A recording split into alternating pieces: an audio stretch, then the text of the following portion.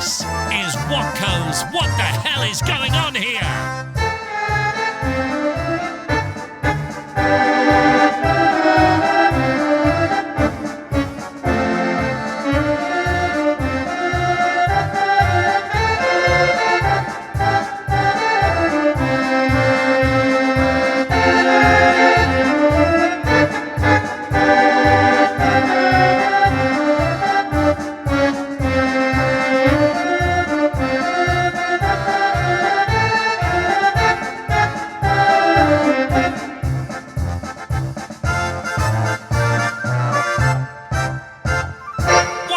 Is going on here? I've no idea. I just read it. Hey, welcome to Watko's What the Hell is Going On Here. And to start things off, let's head out for a live on the landing session with Heather McDowall. Hi, my name's Heather. This is my first song, Warsaw Diner, which I wrote in Nottingham about a couple I saw in the window who looked a bit too happy. So I wrote about what their breakup would look like because I'm lovely like that. So this Warsaw Diner, I hope you enjoy. Okay.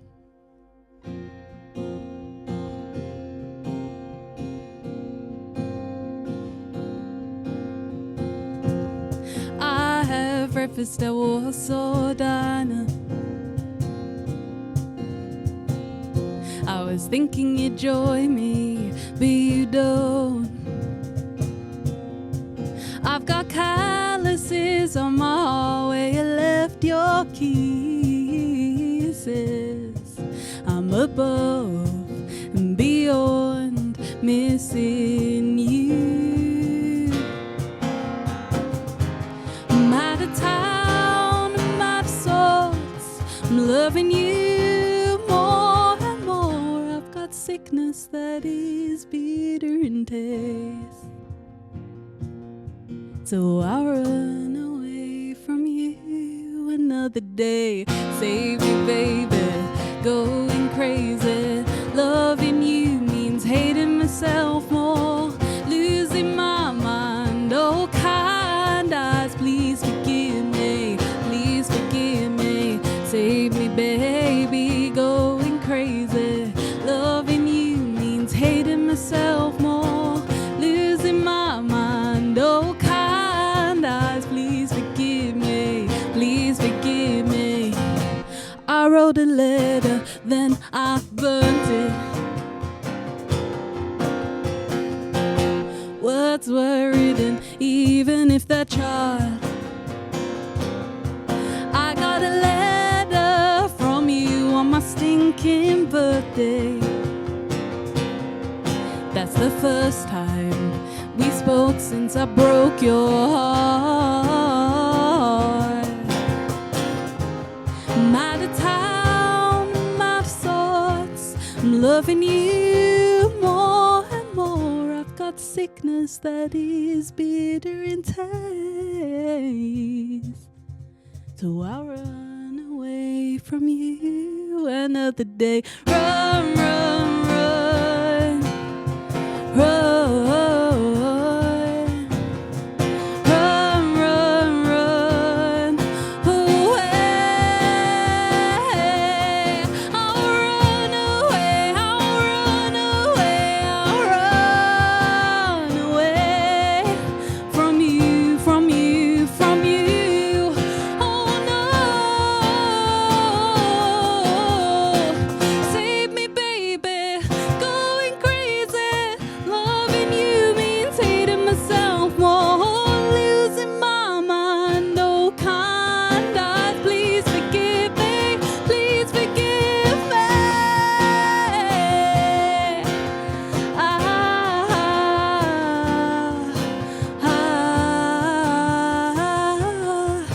Oh no.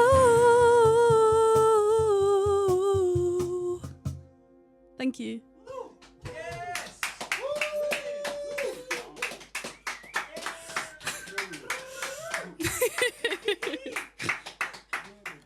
Heather McDowall there, live on the landing. More from her later on. And he's here, Mutley Andy Barlow. He is back in town. He is my number two. He's the man behind the man behind the man. It's the England captain, Mutley. Hello, Watko. Do you know, I've flown all the way from the US just to be here for half an hour, and I've got to go back very soon. Yes, of course, because you're taking on lots of teams around the world at the moment. I'm not going to say what the next match is because somebody could be watching this after the World Cup. But at this moment in time, the World Cup is taking place.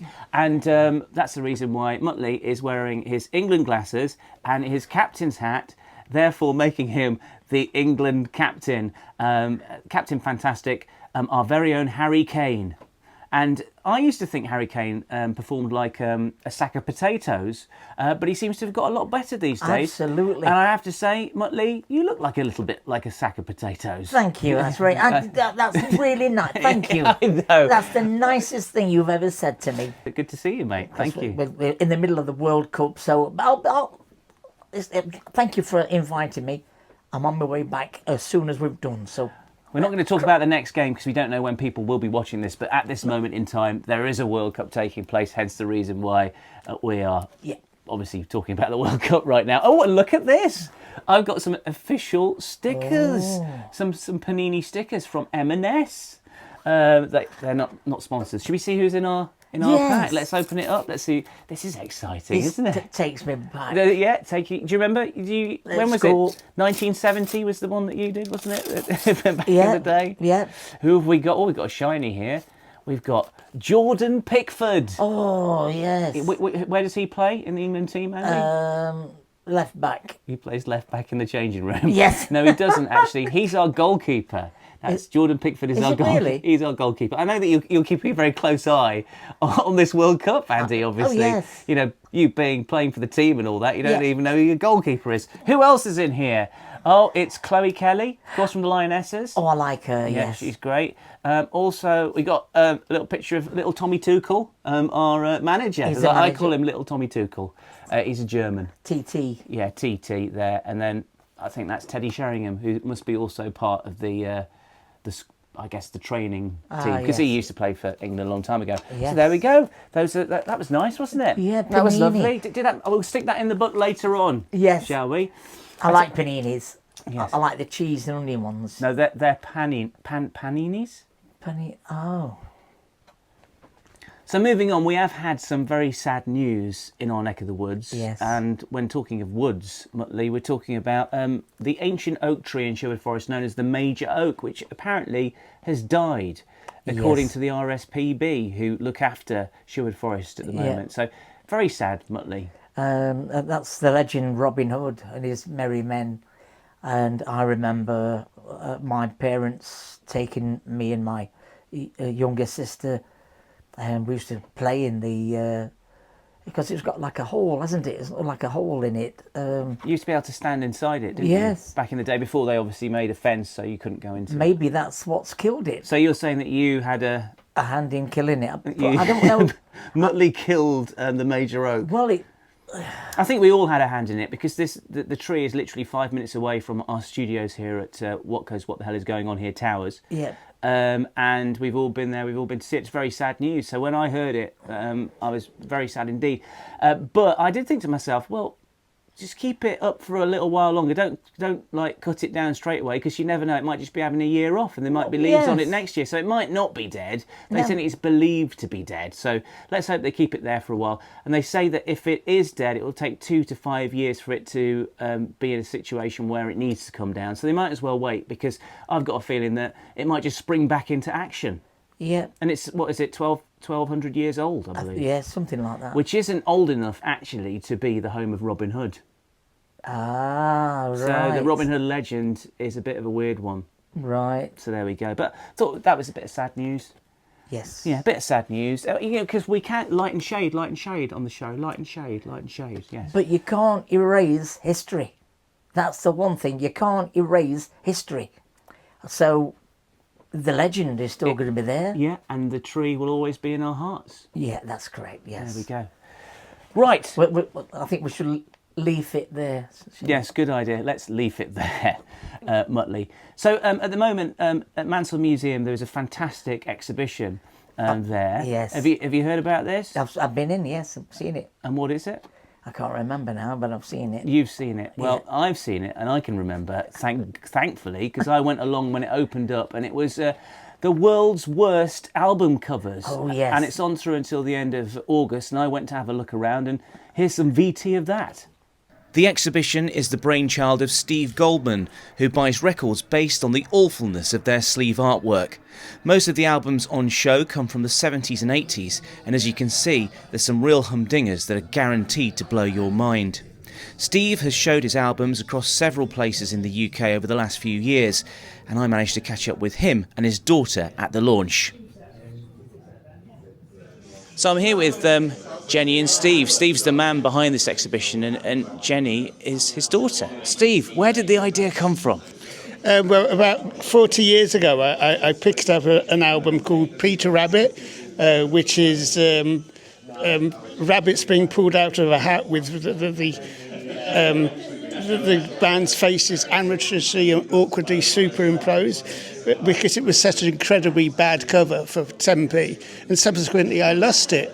And then then the internet came along, and I found it again through Discogs.com, and I ordered it. And when it arrived, was one of the happiest moments of my life. And that evening, I said to my family, "Do you know what? I think I'm going to collect crap LP covers."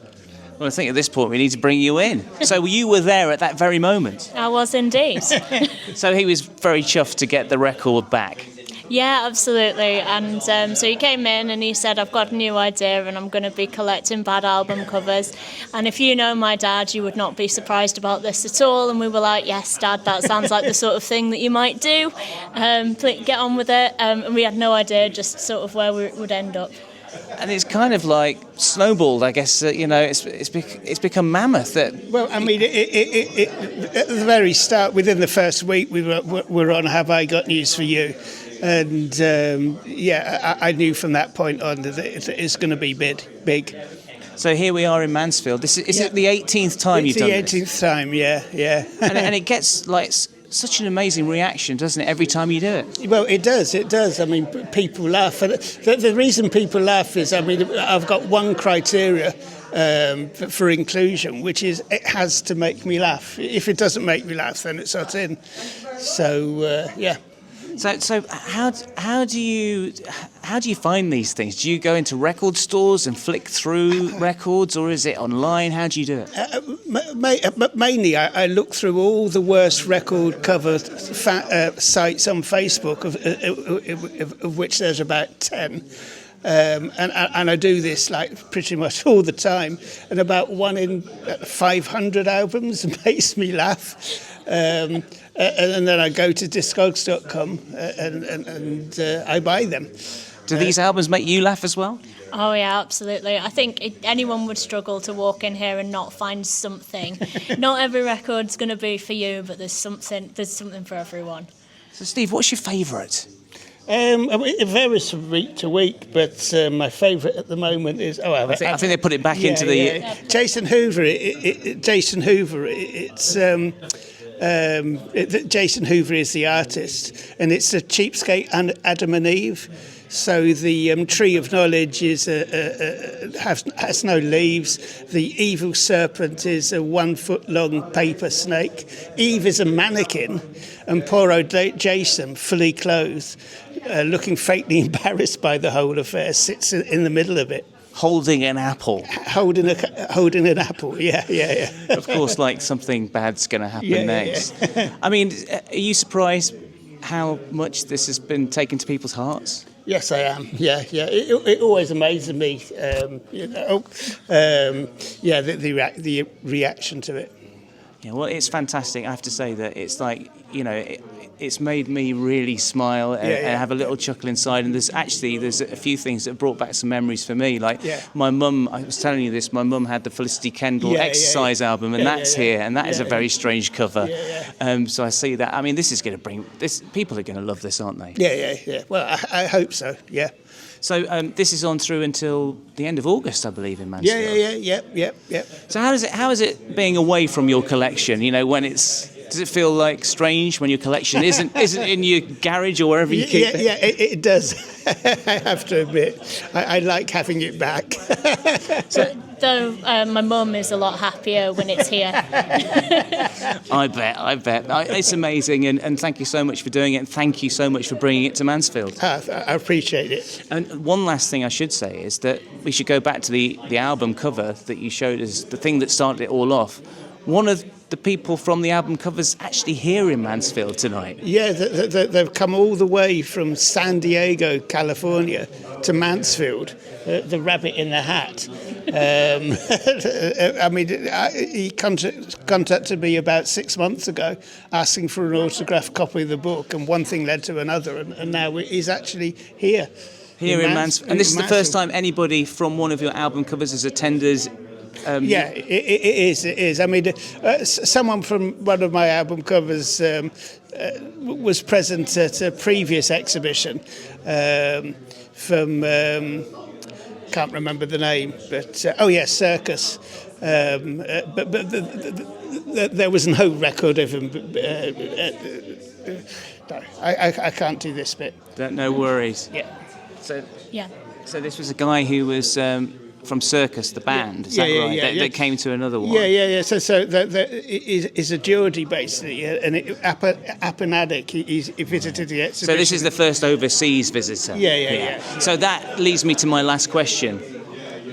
In the world, who makes the most bonkers album covers? Is it people from the UK? Is it the Americans?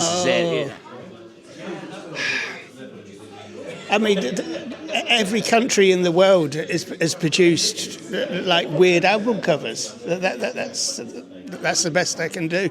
But I have a particular fondness for the ones from Eastern Europe. Well, I don't know. I'd say the Americans are the most bonkers, but I suppose everybody's bonkers on this planet. Yeah. We've got to be, haven't we? Thank you so much, Steve. Thank you so much. Thank you. Cheers. The Worst Record Covers in the World exhibition is on until the 29th of August, so go down and check it out whilst you can.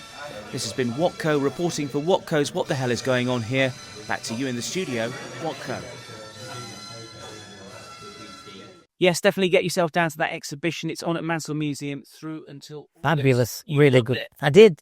The only thing wrong, though, they didn't have any Barry Manilow covers. No, they didn't. He's obsessed with Barry Manilow. I am, yeah. By the way, and this is the hottest day of the year so far when we're recording this, and we are literally sweating cobs here in this tight studio. No, don't talk about food. You mentioned cobs. You're making me hungry.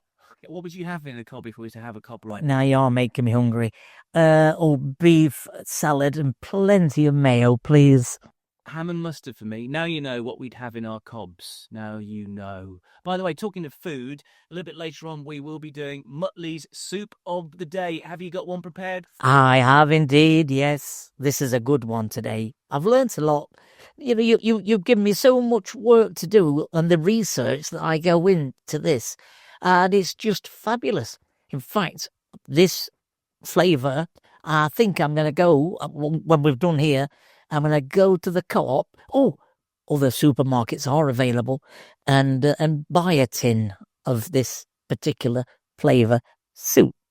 Now, if you notice, Mutley did not tell you what the soup is, so now is your opportunity to have a think. What do you think Mutley's Soup of the Day is going to be? He's becoming a soupier with all of the research that he is doing. What did you say? Soupier. Soupier? I don't know whether that's actually a real... What about superior, that is? Superior, yes. He's getting a superior knowledge of soups. And yes, what we will be doing is doing a soup of the day at the end of the show. But right now, we're going to cross over to the Jack of all hearts for some Jack chats, putting the world to rights with those ladies. What do you think to climate change? Not a lot. Don't you like this hot weather? No, I don't. Do you think it's bad for us? Yes. Yeah, very. It's not good for gardeners, is it? No. Not good for farmers? No, definitely not. Not good for farmers? No. I'm glad I'm not a farmer. I've got an allotment, so I know what it's like. We've got to keep going there and water. Plus, they're going to use more water. They are. Not good. Not good for vegetables. I don't really know much about climate change. I just think I like it. I like it hot. Yeah. I'd rather have it cooler. I have been driving now since I was 16. Or we're 17. I can't remember anyway. A long time. Yeah. And I have never, ever known the roads as This bad as they bad. are now. It's disgraceful. Yeah. Why are we paying road tax? I know. Or what are we paying road tax Yeah, for? for. We're obviously paying it for the roads, else they won't call it road tax. And where's it going? That's it. It's going somewhere, but it ain't Yeah. going on roads. No. And they come out and bodge it. They do. Put a bit of tar in it, and then next Flatten it couple down. of week, It's out. Yeah. I have rung them up. They must know me by now. I've rung Notts County Council up probably, must be getting on for 30 times. Over potholes, because I drive about a lot if I'm, doing anybody's hair. Drive down a lot of streets, and some of them are absolutely horrendous. It's not good for your cars. I bet mechanics are pleased. Yeah. No, it's disgusting. Something should be done about that. They need to get me on it. I'd sort them out. I would definitely sort them out. I'd bloody give them a kick up the jacksie. Well, it's not good. I drive about a lot. And it can cost you a lot of money. It does. Just going down one. I mean, now I know where most of them are, and I'll swerve round them, and everybody else behind me will swerve round. You shouldn't have to do that. That could potentially cause an accident. Of course it can. Yes, I love me football. And I hate it with a passion. Come on, England. Do you know? I said to my husband last night, I think I'll have a party this year for my birthday. No, he says you can't. I says, what do you mean I can't? Well, it's World Cup. I says, I don't care if it's World Cup. I'm having a party. You can sit and watch telly. I'll be out having a party. Or let everybody in and let them all watch telly, but I won't be watching it. Bloody football. No, I love me football. I can't stand it. And England won't win anyway. Hopefully they'll be out soon and then nobody will bother watching it. Well, they don't seem to play very well, do they? No. I don't know anything about football. They get paid a lot of money for what they do. Yeah. I think they get paid too much. They do. They do. And as regards them saying, well, when the career's finished footballing, they ain't got a job. Well, get one. Get a job. A lot of them open a pub, don't they? Yeah. It's work. They can still earn. Of course they can. They get way too much money. It's not a sport anymore. No. It's a business. It is. And that's probably why I don't like it. Because they're overpaid. They are. Every week, when you go shopping, everything goes up. Why aren't prices going down for people? They're not going to go down. And the thing is, they'll put them up. But when things go back to normal, if you can say we'll ever be normal again, they don't put them back down. No. They're just... What did they say on telly the other day? Confectionery has gone up, I think they said 10%. Now, I buy the big 400 grams of Cadbury's chocolate to put on top of cakes I make. Yeah. And they were £3. Yeah. They're £5 now. Oh. That's not 10%. It's crazy. That's gone up. They've gone up by 2/3, haven't they? It's crazy. So that's what?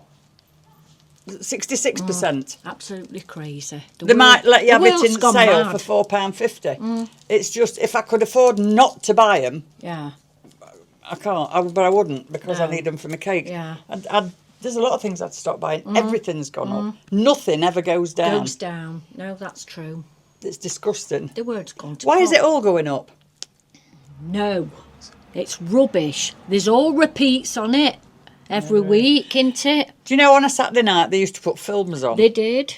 They did. There's It's never any all films rubbish. on now. The only time they put films on is like on a Sunday night when most people have got to get up to go to work next morning. They'll put a film on at 10:30. Yeah, at night. Them that's got to go to work, Yeah. you can't... I suppose No. you could record it because you can do all that sort of thing these days. But no, it's not. It isn't as good as it used to be. No. It's... I like my not EastEnders. I like my Emmerdale. Yes, same And here. I like my Coronation Street. Casualty. Yeah. But the other things I watch are on Sky. Paramount.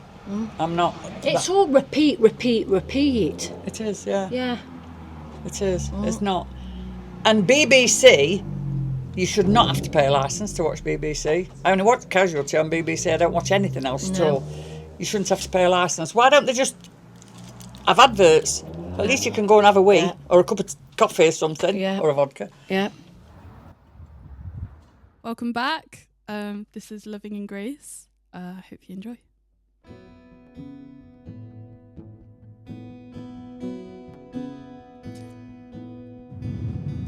I was in the parking lot, looking at oncoming traffic. No, thinking of my old habits. Did you miss my white rabbit? I was in the grocer's looking for spare change as the homeless man kicked his feet with the 20 I tried to break. No, it's not illusion. I've been bruising, finding comfort in small things. Abandonment was my complex, but now I feel seen. 'Cause I had premonition, lost your ambition for me like you did with your Yu-Gi-Oh game. But voice down the line, I know we both felt the same way. Yes, we worked it out on the remix like Charlie would say. And I'm happy and secure this way. Whilst we both love in grace. Oh, is it just me, or is it everything and nothing at once? Written in the lines of this song. Whilst we go on and on, loving in grace, like my stupid song. Loving in grace, kissing your face, songs on the radio telling us it's okay. Loving in grace, kissing your face, songs on the radio telling us it's okay. Loving in grace, kissing your face, songs on the radio telling us it's okay. Like my stupid song.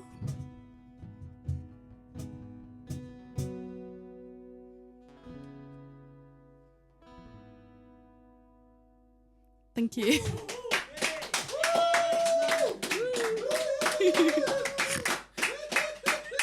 Heather McDowall live on the landing. One final track from her at the end of the show. And She's amazing, isn't she? She really is, yes. Fantastic. Now, as you know, Mutley is my sidekick. I'm not psychic. You think I can read? My sidekick, my number two, the man. Oh, yes. And that means that he gets to laugh at all my jokes. So I'm going to tell you a joke right now. No, that's not the joke, Ozzy. So basically, this guy goes to Blackpool. Yes. Yeah, goes to Blackpool. And he goes to the Central Pier, the one in the middle. Oh, yes. Yeah, you've been there before? Yeah, I got my Kiss Me Quick out there. Yes, you did. Yeah, you remember the time I was there as well with you, and I was eating your candy floss. Ah, And your donuts as well. I remember that. Yeah, and I was just trying to help you out, obviously, because just like his feed. So I was like, taking a bit to sort of save him. Yeah. Anyway, so yeah, this guy goes to the Central Theatre, and he sees a psychic on there. Oh, yeah. He goes there and he says, "Can I have my hands read?" And she gets out a hammer and hits him on the hand. Ow. Anyways. I like that hand read. Yeah, go on. Yeah. Can I have my hands read? Yeah. By the way, if you do go to one of those palmis on the pier, they don't hit you with a hammer. Just letting you know that. Do you know what? I think I'm going to go out and speak to Heather McDowall right now. She's on the landing. I'm going to go on the landing myself. Okay. And have a bit of a chat with her. So I'll leave you here. I'll see you shortly, all right? Don't call me shorty. You know I don't like that. Hello, Heather. Hi. Whoa. Sorry, I don't know what that was all about. Heather, thank you so much for coming and thank doing you. live on the landing. Tell us a little bit about you. Whereabouts are you based? I'm based in Leicester, and I kind of travel around the East Midlands, telling my songs, telling little stories. That's it, pretty much. One of your songs was about something that happened in Nottingham. Yeah. Tell us about that. So, is Nottingham an important place for you? Yeah, I come to Nottingham a lot. I study here, so I really enjoy it. And yeah, I just was walking past this diner, and this couple just looked a bit too happy. So I thought I'd tell a story about their breakup. Well, they're probably broken up by Yeah, now maybe. anyway. Yeah, maybe the song inspired them. Oh, you never know. They You may never be know. married. They may be married. Yeah. So I know that you had an album out a little bit earlier Yeah. this year. Tell us about that. It's called The Closing Hours. It was my debut album. We made it in under 100 days. and we filmed every part of the process. Halfway through, a lovely MacBook lost a life to a pint of squash, and we put it in a bath of rice, and it just didn't ever come back alive, unfortunately. So we had to start the whole process again halfway through. Oh no. Yeah, it was really crazy, but we managed to get there in the end. And yeah, I'm super proud of it. Yeah, so obviously you can get that where streaming sites and everything. And you can get it on Bandcamp as a physical copy as well, if anyone's interested. So where can people find your Bandcamp? Just Heather McDowall Music. McDowall spelled with A-L-L, because it's different. There we go. So I saw you performing at the Grove in Nottingham, which is a great little venue. Yeah. And I just thought you were amazing. I thought your songs were really sweet and quirky as well. Yeah. You know, a little bit different. And I'm noticing that the guitar, the way that you play the guitar is a little bit quirky. Tell us about that. Yeah, I've always played the guitar the wrong way round, just because I found it easier, and I self-taught myself guitar. And you're a lefty, of course. Yeah. I'm actually ambidextrous. It's a bit strange. I don't know what's going on up there, but like, this is the easiest way to play guitar for me for some reason. But I get to say Jimi Hendrix played the same way, so feel pretty cool that I get to share that with a guitarist. It is very cool. Yeah. Have you ever set fire to one of your guitars? No, not yet. I'm planning to eat a bat though, so that I'm up there in the Rock and Roll Hall of Fame.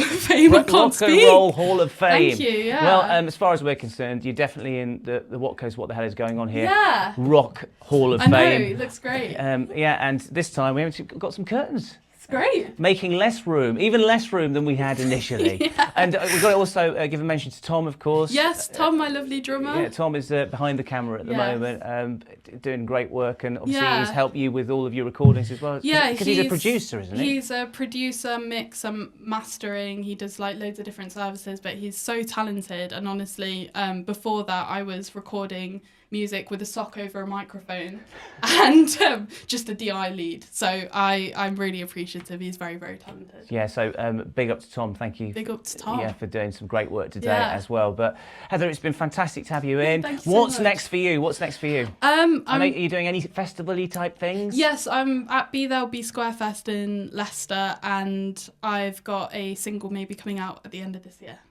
Well, wow. Ooh. Yeah. Can you tell us any more, or is it? It's kind of a different sound completely. It's kind of darker and more mysterious. So. You kind of changed your sound quite a bit over the years, haven't you? Yeah, I feel like I must grow with my music, not just. You're like a stay. chameleon. Yeah. You're like the David Bowie of Leicester. Yeah, that's a huge compliment. I'm a massive fan of David Bowie, so thank you so much. Well, Heather, thank you so much for coming in. Thank you. We really appreciate it. So, team, let's put our hands together for Heather. Amazing. Thank you. And of course, Tom as well. Tom as well. Thank you. And, you know, maybe we'll get you back at some point in the future. That'd be lovely. Thank See you you so soon. much. Thank See you. soon. Thank you.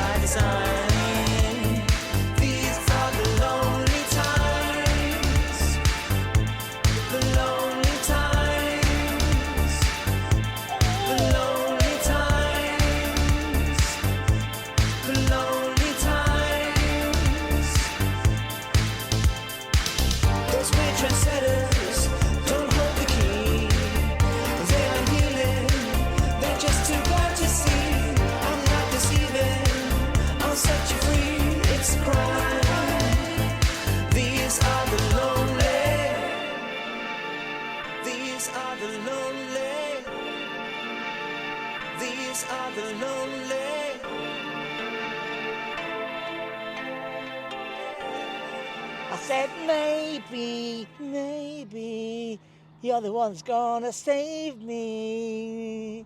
And after all, you're my wonderwall.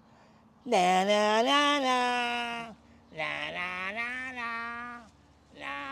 na na na. So I'm really, really excited because in the studio here on this episode, I've got one of my favourite people from the local area. It's Steve Ward, retired professional boxer, a Guinness World Record holder, and basically all-round legend. In fact, his nickname is The Legend. Steve Ward, great to have you in. Great to be in. Thank you so much for coming into this little tiny studio on what is a very hot day. It's absolutely hot, but we can put up with it. You can put up with most things, of course. Great to see you. Now, first up, tell us about this world record for those that don't know. The world record, I'm a triple Guinness World Record holder, 3 times world record holder. And that is the oldest active professional boxer and champion in the world. Wow. Not bad for a 17-year-old. Not bad at all. Yeah. Not bad at all. Of course, I wouldn't say that anything other than, yes, you look 17, because I don't want to be in a fight here in the studio. 69. You're a lover, not a fighter, really, though, aren't you? I am now, yeah. Very, very much so. So, when did you start boxing? At a very early age, wasn't it? I started boxing at 9-year-old. What it actually was, I lived on Icing Green, Nottingham. Not one of the best areas, but it's an area where you've got to stand up for yourself. Now, my dad was blind, and he wanted me to be able to stand up for myself. So quite obviously, he took me to the local boxing club, 9-year-old. I didn't want to do it. I was being bullied at school, but I'd sooner put up with that. Took me to the boxing club, and it went from there, and now I'm 69. 70 next, and I've loved every minute of it. It's been great. Now, of course, an amazing career boxing and mentoring lots of people over the years as well. You know, I know you've helped lots and lots of people in the area. But when you got those world records, was that the icing on the cake for you, would you say? Yeah, it was the icing on the cake. But what really superseded it was when I finally won that World Cruiserweight Championship. The WLC World Legends Championship, Cruiserweight Champion of the World. I knocked him out in round 1. He went down 3 times, 3 broken ribs, a severe concussion and a whiplash. That made me feel on top of the world. Really, that was the pinnacle for me. But what really marred it was when I come to get out of the ring after that fight, I took 2 steps down and I felt so sad I could have cried. Because that was the end. That was the finish. I was never to get in that ring again. And I was quite low. How many years ago is that now? Is that 2 or 3 years ago? That was 2021. So how do you feel now these years in? You feel better? You've grown accustomed to your new world? Yeah, it's just a different life now. A lot of, I won't just say boxers, a lot of sports people, they've done it for so many years, whatever they do, and then all at once they stop, and it stops them dead. And a lot of them, they start getting the ailments, some of them even worse, and they die. You've got to have some interest of some category and keep on going. Now for me, I train twice a day, every day. That's kept me going. Do you still match fit, would you say? I am still match fit, and you know, I still have the cars lowered on me, and I'm still Look at the size of these hands, look, compared to mine. Look at that. Just proper boxer's hands. Yeah. Look at that, lost in there. What a grip. Now, of course, you wrote the book. Yeah, of your life. The legend. Mr. John Brindley got in contact with me, and he wrote that one about the Forest football team winning European titles and all this. And he got in contact with me. He says, I want to do a book about you, Steve. He says, you're the most interesting guy. I says, well, what type of book? What do you mean, just boxing? Or he says, no, your full life story. See, I was bullied. I was on Icing Green. I went to Ellis Guildford School. And I was a bit of a loner. And because of that, I was getting bullied. And he wrote the book about me. He kept coming up. Every week he was there, regardless of weather or anything. He was asking there. questions, wanting to know all about Yeah. all the stories. Yeah. Now, are all the stories in the book? Yes. Everything. Yeah. Everything's in the book. Everything is kosher. There's no fibs, lies or anything. All I will say is there's a little bit of the book where I can't use proper names.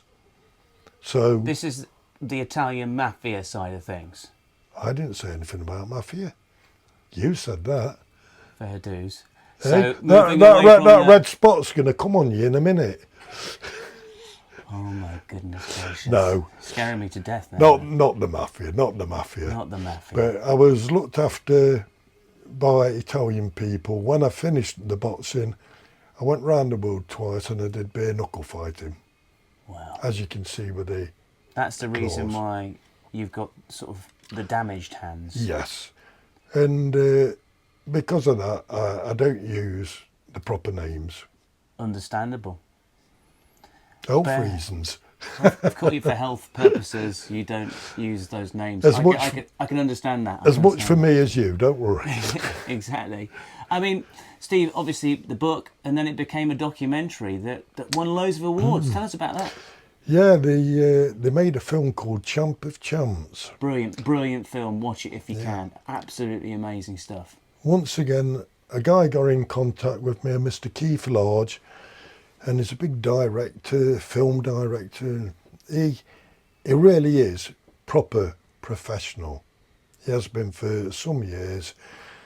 And he wanted to do the book, the film, and I thought, well, why not? Why not? It's another interest for me. It keeps me going. Yeah. And some of the filming, oh dear, you couldn't believe it. There was one particular piece in it. It says, I've got to sprint up this road. Now this road... This is like Rocky-esque sort of thing. Like Rocky. Yeah. Okay, yeah. Now this road was probably, 400 yards long. And I've got a van at the side of me with all the cameras and the sound equipment. I goes off up this road and I'm sprinting. Gets to the other end. He says, we'll do another take. I comes back down. He says, yeah. He says, there's some things I want to alter. We'll do another take. Now, it must have been 10 takes or so. And this guy's not realising I'm sprinting and I still get tired. I'm not superhuman. Yeah. And I had to tell him, he says, I never thought of that. Just thought you'd keep going all day long. Oh, God. But, And it did win awards. You've been to Cannes, you've been to Hollywood with it. yeah, he won the Cannes Film Festival with it. He won the Hollywood Film Festival. It really done well. It done well. Fantastic. I went over there, had some fun over there. He's done another film since then. I can't remember the name of this one, but I was in that one. And that also won an Hollywood. That was an act. That wasn't a documentary. That was you in an acting. That was role, me in wasn't an it? acting role. You won't believe that, would you? Well, no, I don't. Well, Vinnie Jones did it, so Well, why yeah, can't you do yeah. it? That's what I say. So, what was your role in that movie? Who were you playing? I was a Retired newscaster. boxer. I was a newscaster, believe it or newscaster. not. I was the newscaster. I was the one what delved into things and all this, and it was Brilliant. interesting and it was fun. Good, sounds fun. So now you've been retired for a few years. Yeah. Still going, still training, as you say. Would you ever go back in the ring? Now, I've got a new lady at home now, Jackie, and I don't think she'd like me to go back in the ring, although probably for one certain fight, I would. And who's that with? Mr. John Fury. John Fury. This Yeah. is Tyson Fury's dad. Yeah, I'd go back Why in. would you do it for him? Don't like the guy, never have liked the guy. We've got a bit of personal things between us. And yeah, I would go in the ring, proper, legitimate gloves on. Yeah. Not bare fists. No. Well, Maybe. No. Well, if you right, this is an opportunity into this camera here over there. I want you to speak to Mr. Fury now and tell him what you want. John, anytime you're ready, I will definitely get in the ring with you. I will give age away, I will give size away, but the fight will come my way. That's all I've got to say. So what he's got At to the say. end of the day, these do the talking in the ring.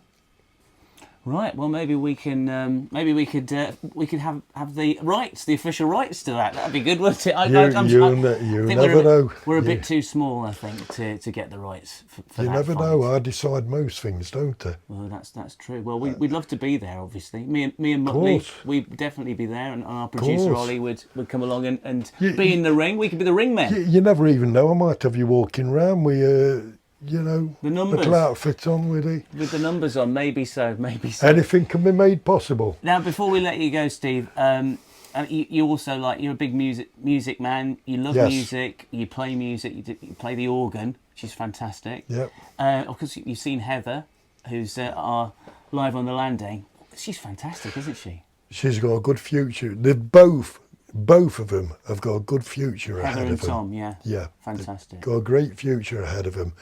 That music, it's what I would call that.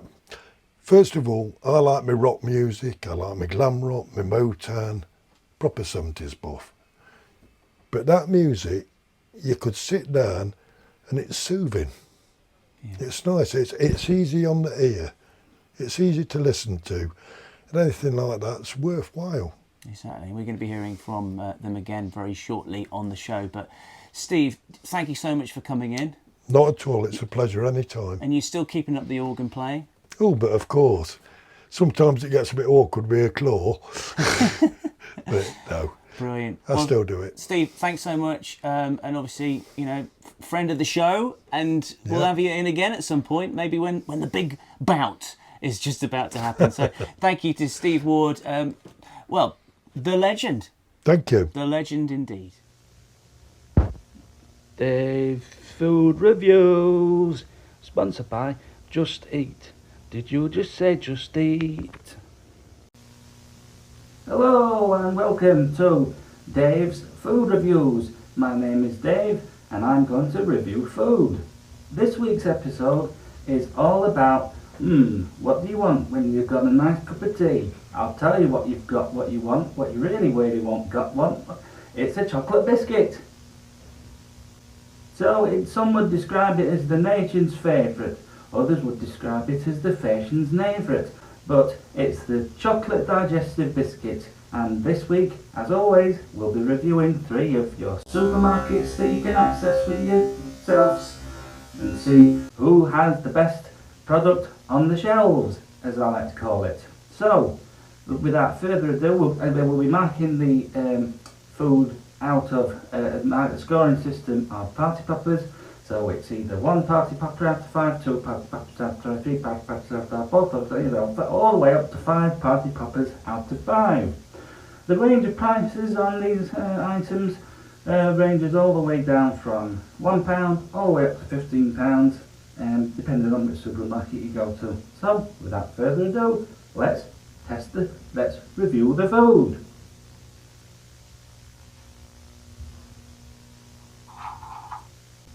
Starting up, we have Aldi, the cheap one, not cheap, affordable, one of the affordable supermarkets out there. This I couldn't do the logo, sorry, but you know you can read it. I hope you can read it. If not, it's Aldi. So first of all, without further ado, let's go straight in for the taste test. Now, as you can see, lovely golden crumb, nice layer of chocolate on there. Nice, it's not too dark because you don't want that from a milk chocolate digestive. So without further ado, let's taste it.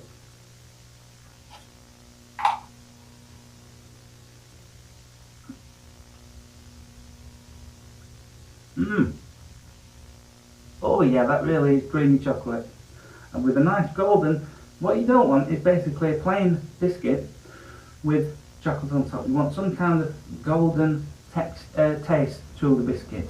And we've really got that with the Aldi offering there. So without even thinking about it, that is definitely a 5 party popper out of 5.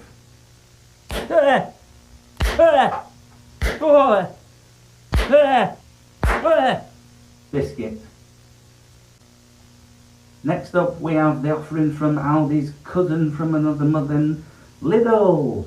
Very fairly recent, even priced, and the quality is up and down between the two of them. They're very much like Michael Schumacher and Eamon Cook are back in the day.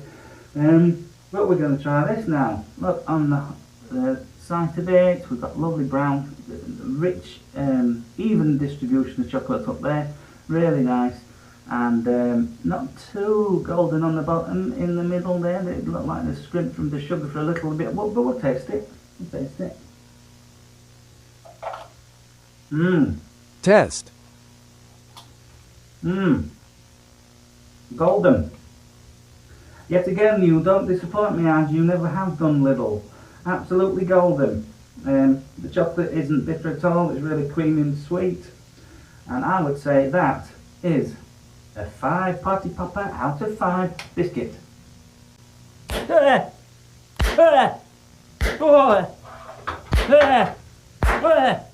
Okay, it's time for those millionaires out there. Hey, you big spender. It's time for the big boys. It's Asda. Does money always buy you what you want? Can price add quality, as the saying goes? Well, we'll find out. And looking down at this, it looks as if we'll just look down on, and mind my French, a bit of poo in a bowl, because that is absolutely terrible quality for a biscuit. The chocolate, I mean, look at that, absolutely opaque, no aeration holes in there. It's like looking through a stone. You might as well be eating a pooey stone. Yeah, and that's really not good. Really not good at all. Excuse me. Pale biscuit, paler than the moon on a cold night, and the chocolate looks, well, the least said about the chocolate the better, I think. But let's reluctantly have a taste of this offering from Asda. Oh, no. Absolute garbage. No, I will not be consuming that, as I don't believe it would be good for my health. That is an absolute stink fest of a biscuit, and quite rightly I've been told I can't do 0 party poppers out of 5 party poppers, so I will be awarding it 1 party popper. So there we have it. We've taste tested the biscuits. I hope that's helped you next time you're hitting the supermarket shelves. And all that's left for me this week is to pick the takeaway at week. Takeaway at week. And as always, we choose it from the rural Chocolate deceit. digestive. And it's a personal favourite of mine this week. It is pizza. Yes, we are having pizza for dinner. Mamma mia! No, sorry. Yes, pizza. You can have cheese pizza, cheese and tomato pizza, cheese and pepperoni pizza. All the pizzas are available. And yeah, so if you're having a takeaway tonight or this weekend or whenever you're watching this, it is pizza. I've lost it, but it is pizza. Mamma mia Salvatore. So I hope you've enjoyed this week's. We've learnt about chocolate biscuits and also pizza. Well, I've not told you about pizza, but you all know what pizza is. It's basically a sandwich, but it's like a round sandwich, isn't it? Right. Thank you very much for watching me. I hope you've enjoyed Dave's food reviews. And all that's left for me to say is back to you in the studio, Watko.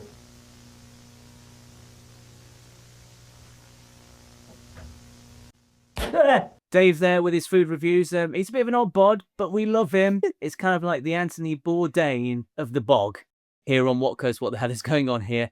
Hopefully we'll hear from him again at some point in the future. So it's now time for Mutley's Soup of the Day. Lovely fanfare, and I hope you at home have been sort of guessing what the soup could possibly be. We've already had tomato. We've already done chicken soup. What is it? This week, of course, Mutley is dressed as Andy Mutley Warhol. Hey! There he is in his Campbell's soup tin, homemade, and his wig. And Andy Warhol did wear a wig. That very wig, in fact. Is it this one? That's the wig that Andy Warhol wore. I thought It's difficult to say that. That is indeed the wig that Andy Warhol wore. Andy. Yeah. Okay. So what is the soup of the day? Oh, right. Today's soup of the day. Tell. Yes, that's it. This camera. Today's soup of the day is oxtail. Now, Watko, do you know how oxtail was derived? I do not know how it was derived, so please tell us. I know that you have, you've obviously not memorised it because you've got your phone there. Yeah, it's all in here. It's all in here. You've got your information for us. That's just there's crib notes, right? Yes. I guess these are. I'm doing exactly the same. Oh yes, I could have hidden it. Right. Well, there you go. Hide it with that. There we are. Yeah. Just hide it with that. Oh, right.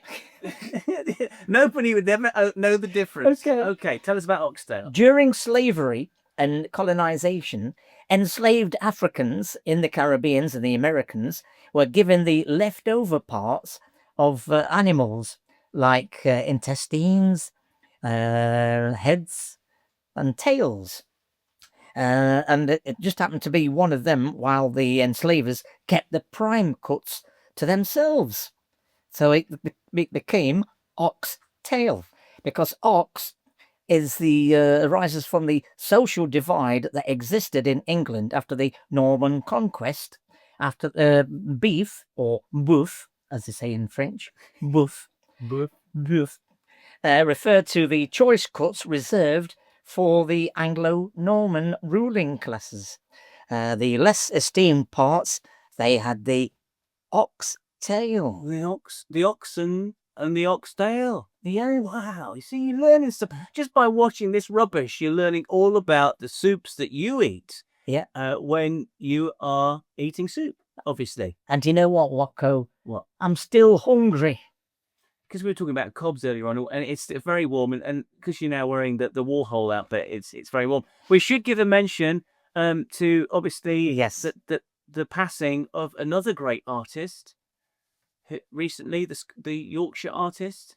Oh yes, I remember her. No, it was a man, David Hockney. Oh yes, he was very good. He was a good artist. Yeah, you're a good artist too, aren't you? Yes, but that's not for family viewing. He's more of a,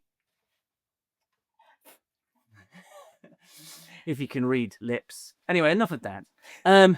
Thank you, Andy Mutley Warhol. Oxtail soup is the soup of the day. Thank you very much. And now it's time to cross over for one final time, live on the landing, to Heather. Hello, this is my last song, Two Ghosts by Harry Styles. Same lips red, same eyes blue, same white shirt, couple more tattoos. But it's not you and it's not me. Tastes so sweet, looks so real, sounds like something that I used to feel. But I can't touch what I see. We're not who we used to be.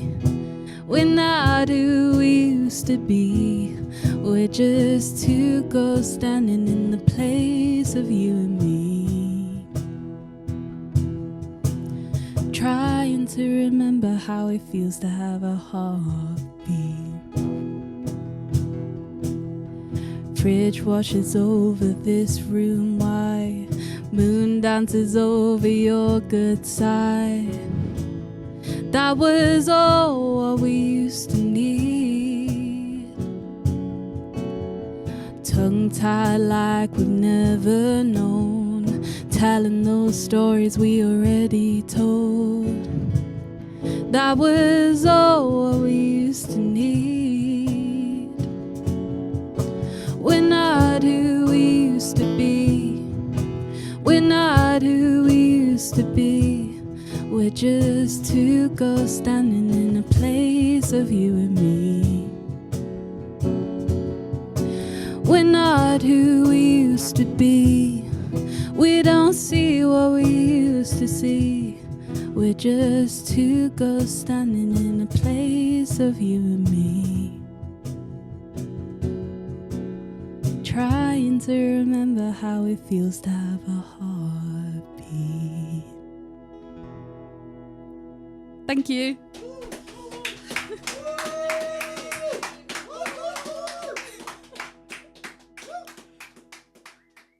Thank you to Heather and Tom, live on the landing. Awesome stuff coming in on what is one of the hottest days of the year. You may have noticed that I've been hit by an arrow.